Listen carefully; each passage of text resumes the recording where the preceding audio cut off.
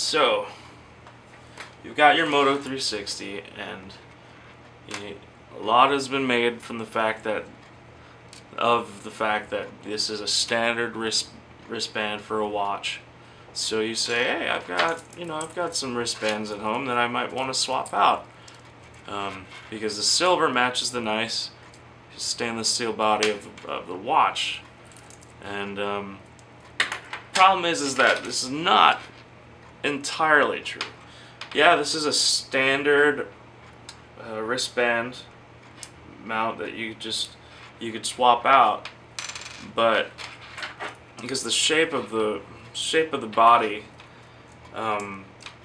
if your wristband is too big, it won't, or if it's designed specifically for another watch, it might not make it all the way in. So that's one little caveat. Luckily, you can get a wristband for the Pebble steel relatively cheap, under 20 bucks at a Best Buy or online, and these fit quite well. So I got me one of those, and it comes with this little tool. It's just a tiny screwdriver, but it really does a good job of pulling out the other old wristband and replacing it. So you just basically stick it between the crack and find the spring-loaded piece attaching it, and then push it down so that presses down. And I'd save it, because the little spring-loaded attachment pieces for the Pebble watch are specifically for the Pebble watch and don't really work that well on a standard watch. Proprietary. And you just repeat the same thing with the other side. There you go. You can hold on to these. Okay. I don't exactly know what the standard way to do this is. I just made it so that when I reach for it, my thumb can hit the release button and open it. So that works for me. You know, it may be totally wrong. So what I do is I just run it through there. You find the hole, and then using the tool, I just press it down. Oh crap. Yeah, I just press it down.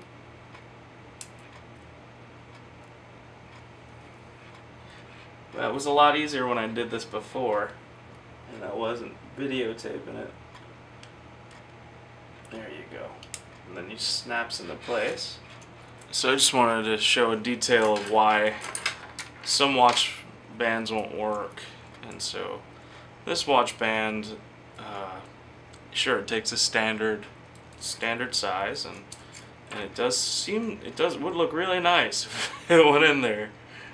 But unfortunately, I don't think you can see it, but the hole is here, all the way in there, and this doesn't quite make it. And so, can't use that guy. And this one does reach, but it is a lot fatter than the opening. And you don't want to force it. Don't want to force it.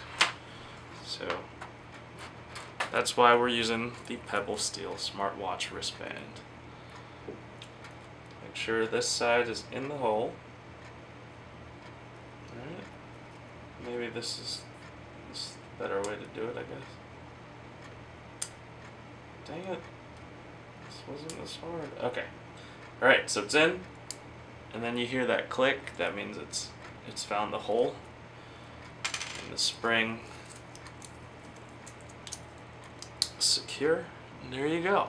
Now I'm going to show you how you would replace the links in case you have small wrists like me. I've already removed the spare links, so this is pretty much sized pretty good for me. But I'm still going to show you how you remove the links. Now, if you look, real close, you'll see arrows along the inside of this wristband on the links that are removable. So there's an arrow there's an arrow there, and it's pointing, there's a hole here. And if you stick the Pebble tool in the hole, you can pry out the pin that's holding the links together. So, there you go. And they're on both sides. If you look on this side too, your arrows pointing at links. So, right, where was I? Ah, yes. So I was prying out this link right here. And start prying that pin out. Doesn't take much force. Just a little bit. Alright. And then you pull it out. And now you can unlatch this link. And then you'd remove another link. And then just reattach them.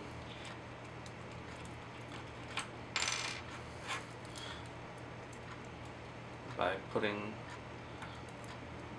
the pin back. And that time I was able to force it. Usually I'd use like some pliers or something, but and there you go. I removed about, for me, I had to remove about 3 links on both sides. There you go. And that is how you put a Pebble Steel smartwatch watch band on your Moto 360.